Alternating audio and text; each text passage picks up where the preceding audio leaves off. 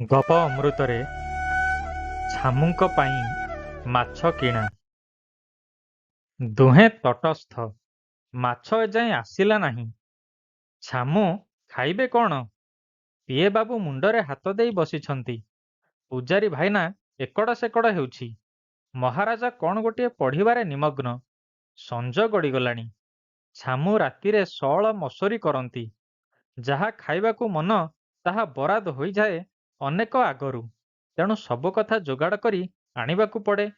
ରଜା ମନ କେତେବେଳେ କୋଉ କଥା।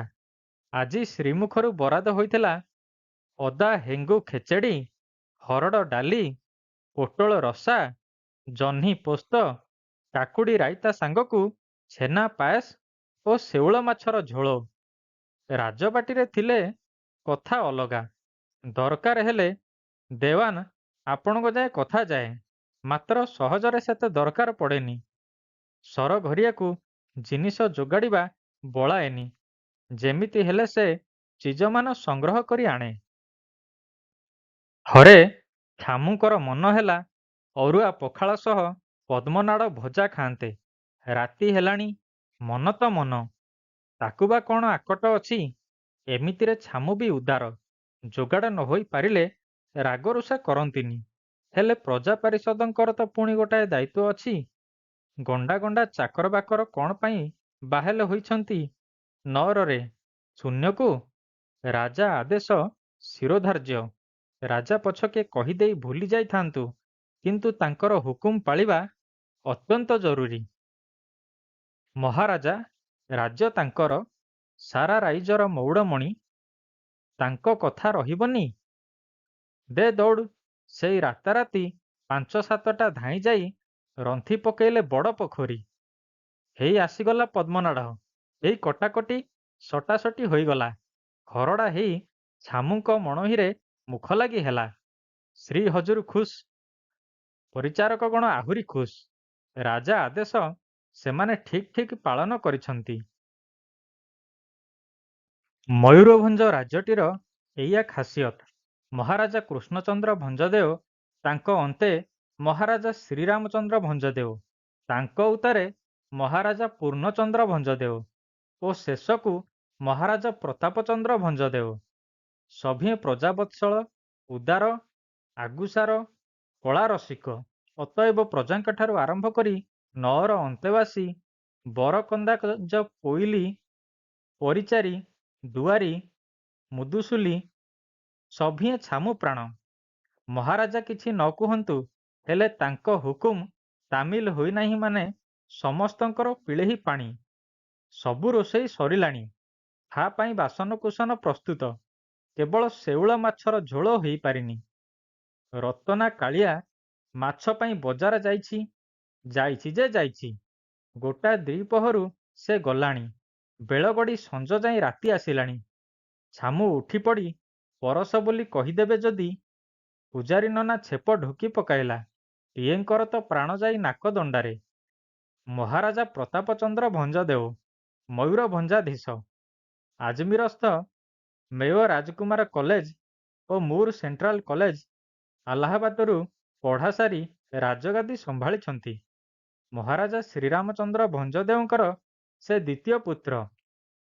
ଶ୍ରୀରାମଚନ୍ଦ୍ରଙ୍କ ଅକାଳ ମୃତ୍ୟୁ ପରେ ଟିକାୟତ ପୂର୍ଣ୍ଣଚନ୍ଦ୍ର ନାବାଳକ ଥାଇ ଗାଦିନାସୀନ ହୋଇଥିଲେ।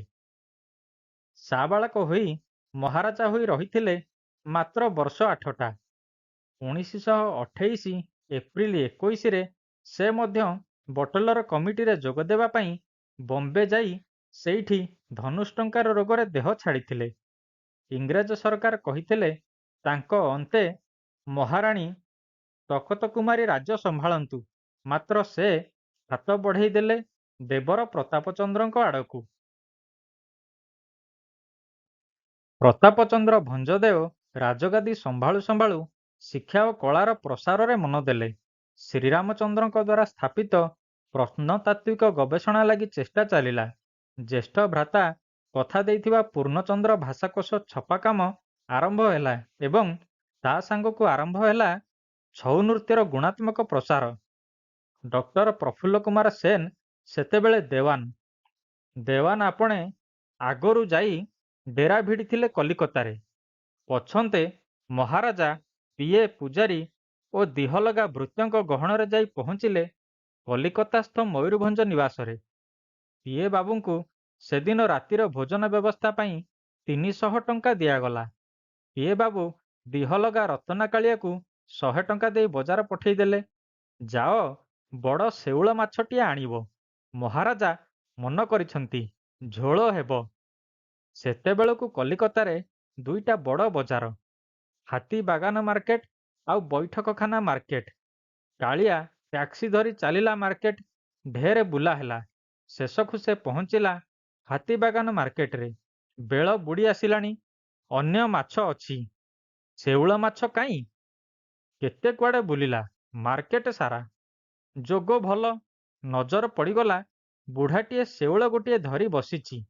ଓଜନରେ 1.5 ସେର ପାଖାପାଖି ହେବ। ଧାଇଁଗଲା ରତନା, ପ୍ରାଣ ରହିଗଲା ଜାଣ। ଡେରି ହେଲେ ହେଉ, ଜିନିଷଟା ମିଳିଲା ତ? କାଳିଆ ପଚାରିଲା, ସେର କେତେ? କାଳିଆ ପଚାରିଲା, ସେର କେତେ? ବୁଢ଼ା ହାଙ୍କିଲା, 6 টাকা। ସେ ଓଜନ କରିବାକୁ ଯାଉଛି, କାହୁଁ ଆଉ ଜଣେ ଆସି ଡାକ ଛାଡ଼ିଲା, 8 ଦେବି, ମୋତେ ସେଇଟା ଦେ। ଭଲ କଥା ହେଲା। କାଳିଆ କି ଛାଡ଼େ, କହିଲା, 10 ଦେବି। ଆର ଲୋକ ବି ନଛୋଡ଼ ବନ୍ଧା, କହିଲା, 20। ଆଉ ଦର ନାହିଁ। କଥା ଜିଦିଜାଦିକୁ ଗଲା। ଆର ଲୋକଟା ଓଡ଼ିଆ ପରି ଦିଶୁଛି। କାଳିଆ ପଚାରିଲା, କିସ ହୋ, ବାଡ଼ି କୁଥାଏ? ଉତ୍ତର ମିଳିଲା, ଢେଙ୍କାନାଳ। ଛାମୁ ବିଜେ ହୋଇଛନ୍ତି କଲିକତା। ତାଙ୍କରି ରାତି ଭୋଜନ ପାଇଁ ଏ ମାଛ ଯିବ। ଯେତେ ପଡ଼ୁଛି ପଡ଼ୁ। କାଳିଆ ମନେ ମନେ ଭାବିଲା, ହେଁ, ଢେଙ୍କାନାଳ, ସିଏ ରଜା, ଆମ ଛାମୁ ମହାରାଜା, ମାଛଟା ନେଇ ପଳେଇବ? ମୟୂରଭଞ୍ଜର ଇଜ୍ଜତ ବଡ଼ କଥା। ମହାରାଜା ସବୁବେଳେ କହନ୍ତି, ଯାହା କରୁଛ କର, ମାତ୍ର ମୟୂରଭଞ୍ଜ ଇଜ୍ଜତ ଯେପରି ତଳେ ନ ପଡ଼େ। କ'ଣ ମନ ପାଇଲା? କାଳିଆ କୁହାଟ ଛାଡ଼ିଲା। 50 ଗଣିଦେବି, ମାଛ କାଟ। ଢେଙ୍କାନାଳ ବାଲା କି ଛାଡ଼େ, ପୁଣି ବରସିଲା, 60। କାଳିଆ କଉ ସମ୍ଭାଳେ କିଏ? ଅତଡ଼ାଖିଆ ନଈକୁ ଡେଇଁଲା ଭଳି ଡିଆଁଟାଏ ମାରି କହିଲା, ଏ ନେ, ଧର 100 ଟଙ୍କା, ମାଛ କାଟ। ପ୍ରତିଦ୍ୱନ୍ଦ୍ୱୀ ପାଖରେ ବୋଧେ ସେଇ 60 ଥିଲା। ମୁହଁ ତାର ଆମ୍ବିଳା ହୋଇଗଲା। ମାଛ ବିକାଳି ବୁଢ଼ାର ଆନନ୍ଦ ଦେଖେ କିଏ? ବଡ଼ ମନ ହୁଲାସରେ ଫେରିଲା କାଳିଆ। ରାତି ଘଡ଼ିଏ ହେଲାଣି। ପିଏ ବାବୁ ରକ୍ତ ଚାଉଳ ଚୋବାଉଥାନ୍ତି। ହେଇ ବୋଧେ ମହାରାଜା ଉଠି ଆସିବେ। କାଳିଆ ସିନା ଫେରିଲା, ଟ୍ୟାକ୍ସି ଭଡ଼ା ଦେବା ପାଇଁ ପଇସା କାଇଁ? ଝାଳ କଣ୍ଟି ଆସିଲା ଦେହରେ। ସବୁଯାକ ପଇସା ଦେଇ ମାଛ କିଣିଛି। ଦୌଡ଼ି ଆସି ଲମ୍ବ ହୋଇ ସେ ପିଏ ବାବୁଙ୍କ ଗୋଡ଼ ତଳେ ପଡ଼ିଗଲା। ମାଫ କରନ୍ତୁ ହୁଜୁର, 7 ଖୁଣ ମାଫ ହେଉ। ମହାରାଜାଙ୍କ କାନ ହେଲେ ମୋ ଅବସ୍ଥା ଦିକଡ଼ା ହୋଇଯିବ। ଟ୍ୟାକ୍ସି ଭଡ଼ା ପାଇଁ ପଇସା ଅଣ୍ଟିଲାନି। ଗୋଟି ଗୋଟି କରି ସବୁ କଥା ସେ ବଖାଣି ଗଲା ପିଏ ବାବୁଙ୍କ ଆଗରେ। କେହି ଜାଣନ୍ତି ନାହିଁ ମହାରାଜା କେତେବେଳେ ପଛରେ ଠିଆ ହୋଇ ସବୁ କଥା ଶୁଣୁଛନ୍ତି। ପୂଜାରୀ ସେତେବେଳକୁ ମାଛ ନେଇ ରାନ୍ଧିବା କାମରେ ଲାଗିଥାଏ। କେତେବେଳର ମାଛ ଟିକିଏ ଦବି ଆସିଥାଏ। ଡରି ଡରି ରାନ୍ଧୁଥାଏ ପୂଜାରୀ ନନା। ପିଏ ବାବୁ ଟ୍ୟାକ୍ସି ଭଡ଼ା ପଇଠ କଲେ। ଗୁଡ଼ାଏ ତେଢ଼ିମେଢ଼ି ହେଲେ କାଳିଆ ଉପରେ। ବିଚରା କାଳିଆ କାକସ୍ଥ ହୋଇ ବସିଥାଏ ରୋଷେଇ ଘର ବାରଣ୍ଡାରେ। ଧଇଁଥାଇଁ ହେଉଥାଏ। ରାତି ଅଧ ହେଲାଣି। ଆଶ୍ଚର୍ଯ୍ୟ କଥା, ମହାରାଜା ପଢ଼ା ଟେବୁଲ ପାଖରୁ ଉଠୁ ନଥାନ୍ତି ମୋଟେ। ଆଜି ଭୋକ ନାହିଁ ନା କ'ଣ? ପିଏ ଭାବୁଥାନ୍ତି, ଛାମୁ ବୋଧେ କ'ଣ ଗୋଟାଏ ଗୁରୁତର ବିଷୟ ପଢ଼ୁଛନ୍ତି। ଶେଉଳ ମାଛର ଝୋଳ ପ୍ରସ୍ତୁତ ହୋଇଗଲା। ପିଏ ବାବୁଙ୍କୁ ଆସି ହାତମଳି ଖବର ଦେଲା ପୂଝାରୀ, ଆଜ୍ଞା, ରୋଷେଇ ଶେଷ।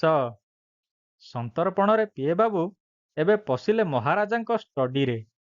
ଧୀର ସ୍ୱରରେ କହିଲେ, ହୁଜୁର, ଖା ପାଇଁ ଏବେ ବିଜେ ହେବେ। ଛୋଟିଆ ହଁଟିଏ କରି ଉଠିଲେ ମହାରାଜା ପ୍ରତାପଚନ୍ଦ୍ର ଭଞ୍ଜଦେଓ। ଭୋଜନ ଚାଲିଲା। ସମସ୍ତେ ଚୁପ୍। ଢେର ରାତି। ଅନ୍ୟମାନେ ଭୁଲି ଯାଇଥାନ୍ତି ଖିଆପିଆ। ଡରିମରି ଲୁଚିଥାଏ କାଳିଆ।